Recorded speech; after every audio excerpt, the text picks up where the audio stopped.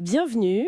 Aujourd'hui, on plonge dans un épisode vraiment marquant de l'histoire européenne, 1812, la campagne de Russie.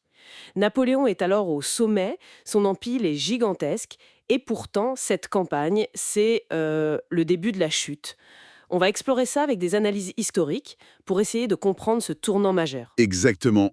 On va décortiquer les raisons de cet échec monumental.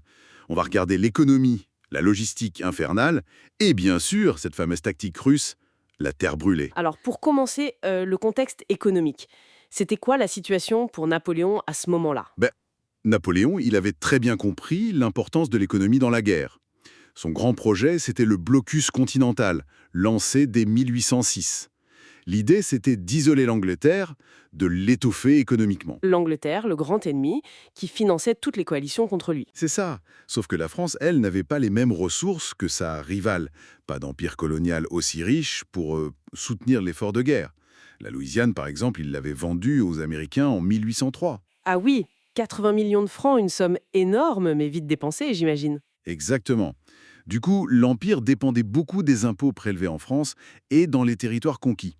Et puis, il y avait une vraie méfiance vis-à-vis de l'emprunt. Un héritage de la Révolution, quoi. Donc ce blocus, formalisé fin 1806, c'était vraiment son arme économique principale. Fermer toute l'Europe aux marchandises anglaises. Oui, mais comme tu disais, c'était une arme à double tranchant. Ça a créé des tensions partout en Europe. Et ça a aussi favorisé une contrebande gigantesque. Et fameux profiteurs de guerre. Voilà. Et c'est justement le refus du tsar de Russie d'appliquer strictement ce blocus qui va servir de prétexte, de casus belli, pour l'invasion de 1812. C'est donc ça le déclencheur direct. En grande partie, oui. Pour forcer le tsar à rentrer dans le rang, Napoléon rassemble cette armée immense, la Grande Armée, plus de 600 000 hommes, venus de France, mais aussi de tous les pays alliés ou soumis. Italiens, Polonais du duché de Varsovie, Allemands de la Confédération du Rhin. Une véritable armée européenne. Une force incroyable. Et l'invasion commence en juin 1812. Mais les Russes, ils ne réagissent pas comme prévu, n'est-ce pas? Non, pas du tout. La stratégie russe initiale, sous Barclay de Tolly, c'est d'éviter la bataille décisive que Napoléon recherche à tout prix. Ils se retirent.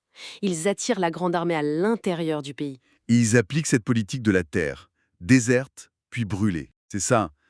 D'abord, laisser le moins de ressources possible, puis carrément tout détruire. Smolensk, en août 1812, c'est un exemple frappant. Après une bataille sanglante, les Russes évacuent la ville et l'incendient. Qu'est-ce que ça implique concrètement, cette terre brûlée, pour l'armée qui avance? Ça veut dire pas de nourriture pour les hommes, pas de fourrage pour les chevaux, pas d'abri, les ponts détruits. Ça rend la logistique, qui était déjà un cauchemar vu les distances, absolument critique. L'armée doit tout amener avec elle, et les lignes de ravitaillement s'étirent dangereusement. Et malgré tout, il y a cette énorme bataille, Borodino ou la Moskova pour les Français, le 7 septembre. Oui, Kutuzov, qui a remplacé Barclay, décide finalement de livrer bataille pour défendre Moscou. C'est une boucherie effroyable. Environ 130 000 hommes de chaque côté, des milliers de canons. Une victoire française, techniquement. Une victoire à la Pyrrhus, on peut dire. Les Français restent maîtres du champ de bataille, mais ils ont perdu énormément d'hommes. Et surtout, l'armée russe n'est pas détruite. Elle se retire en bon ordre. Ce n'est pas la bataille décisive espérée. Mais ça ouvre la route de Moscou. Ça ouvre la route de Moscou, oui. Napoléon y entre une semaine plus tard, le 15 septembre. Mais il trouve une ville quasiment vide, abandonnée par ses habitants. Et c'est là que le grand incendie commence. Exactement. Quelques jours après l'entrée des Français, un incendie gigantesque ravage la ville pendant plusieurs jours. On l'attribue souvent au gouverneur russe, Rostopchine, qui aurait tout organisé. Il aurait laissé une note célèbre, non? Ici, vous ne trouverez que des cendres. C'est ce qu'on raconte, oui. Pour Napoléon, c'est la consternation. Il aurait dit « Quel peuple guerre ! Quel site !» Il comprend la détermination totale des Russes et l'impasse dans laquelle ils se trouvent. Il est même obligé de quitter le Kremlin en flammes pour se réfugier au palais Petrovski. Il attend une offre de paix du tsar qui ne vient jamais. Et la retraite devient inévitable. Elle devient inévitable, oui. La décision est prise mi-octobre. D'abord, il essaye de prendre une route plus au sud, vers Kalouga, une région non dévastée. Mais les Russes lui barrent la route à Molo-Yaroslavets. Encore une bataille. Oui, le 24 octobre. Une victoire tactique française, encore une fois, mais une défaite stratégique majeure. Napoléon est forcé de reprendre la route de l'Allée, la route de Smolensk, celle qui est complètement ravagée. La route dévastée par la terre brûlée et par le passage de l'armée quelques mois plus tôt. Exactement. C'est là que Napoléon aurait eu cette phrase terrible. Je bats toujours les Russes, mais cela ne termine rien. Il comprend qu'il ne peut pas gagner cette guerre comme les autres. Et là commence vraiment l'horreur de la retraite. Oui, parce que s'ajoute à tout ça un hiver particulièrement précoce et rigoureux. Le froid intense, le fameux général Morozov ou général hiver. C'est donc pas juste une légende cet hiver russe. Non, non, il a été terrible cette année-là. Les températures chutent bien en dessous de zéro. Les hommes meurent de froid, d'épuisement, de faim. Les chevaux essentiels pour la cavalerie et l'artillerie meurent par dizaines de milliers faute de fourrage. L'artillerie est abandonnée. Et en plus le harcèlement constant des Russes. Tout à fait. Les Cosaques, les partisans russes, ils harcèlent sans cesse les colonnes en retraite, attaquent les traînards, coupent les lignes de communication. La discipline s'effondre, c'est la débandade. Les chiffres sont effrayants, non? Terrifiant. Sur les peut-être 100 000 hommes qui quittent Moscou, il n'en reste que 40 000 environ en arrivant à Smolensk quelques semaines plus tard.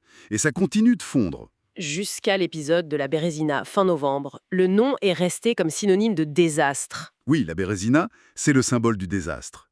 L'armée arrive devant cette rivière gelée, poursuivie par 3 armées russes qui convergent pour l'anéantir, Tchitchikov au sud, Vytchitken au nord et Kutuzov derrière. L'encerclement total. Presque.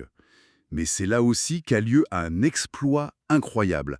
Les pontonniers du général Eblé, dans des conditions épouvantables, construisent 2 ponts sur la rivière sous le feu russe. Ça permet au gros de l'armée, y compris Napoléon et la garde, de passer. Un exploit technique et militaire donc. Absolument. Ça a sauvé ce qui pouvait l'être. Mais le coût humain est terrible. Des milliers de soldats et de civils qui suivaient l'armée sont bloqués sur l'autre rive quand les ponts sont brûlés pour couvrir la retraite. Ils sont massacrés ou faits prisonniers. Un drame affreux. Et peu après, Napoléon quitte l'armée. Oui, le 5 décembre, apprenant la tentative de coup d'État du général Mallet à Paris, il laisse le commandement à Murat et rentre en urgence en France pour sauver son trône. Revenons sur cette tactique de la terre brûlée. C'était vraiment systématique du côté russe? Ça l'a été, oui, surtout pendant la retraite de l'armée russe au début, puis face à l'avancée française. C'était une destruction délibérée des récoltes, des maisons, des ponts, de tout ce qui pouvait être utile à l'ennemi. Son efficacité militaire semble indéniable dans ce cas précis. Oui, elle a joué un rôle majeur en privant la grande armée de ravitaillement et en l'affaiblissant considérablement, surtout combiné à l'immensité du territoire et au climat. L'armée s'est littéralement dissoute, faute de moyens. Mais le coût pour la population russe elle-même a dû être terrible. Effroyable. Il faut imaginer Prassé. Ce sont les Russes eux-mêmes qui détruisent leurs propres biens, leurs propres villages. C'est une stratégie de dernier ressort, souvent employée par une armée en retraite sur son propre territoire. Ça montre une détermination farouche, mais les implications éthiques et le coût humain pour sa propre population sont évidemment très lourds. Et l'impact environnemental aussi d'ailleurs. Donc, si on essaye de synthétiser, l'échec de 1812, c'est vraiment une combinaison de facteurs. C'est exactement ça. Il y a les limites économiques et financières de l'Empire napoléonien, les effets complexes du blocus continental qui mènent à la guerre. Il y a les erreurs stratégiques de Napoléon, sous-estimation de l'espace russe, du climat, de la logistique nécessaire. Et sous-estimation de la détermination russe, incarnée par cette tactique de la terre brûlée. Tout à fait. C'est ce mélange fatal qui conduit au désastre. Et ce désastre marque un tournant décisif. La Grande Armée, l'outil principal de la puissance napoléonienne, est pratiquement anéanti. L'Empire ne s'en remettra jamais vraiment. C'est le début de la fin. Clairement, la campagne de Russie reste cette illustration tragique des limites de la puissance militaire, même commandée par un génie comme Napoléon, face à des facteurs comme la géographie, le climat et la résilience d'un peuple prêt à tout pour défendre son territoire. La logistique et la volonté l'ont emporté sur la tactique pure, en quelque sorte. C'est une leçon assez puissante et ça nous amène peut-être à une question pour terminer. Une question qui résonne encore aujourd'hui. Au-delà de son efficacité militaire immédiate, comme on l'a vu en Russie, qu'est-ce qu'une stratégie comme celle de la terre brûlée nous apprend sur les choix terribles à faire en temps de guerre? Et surtout, quelles leçons tirer aujourd'hui des conséquences à long terme, humaines et même environnementales de telles tactiques?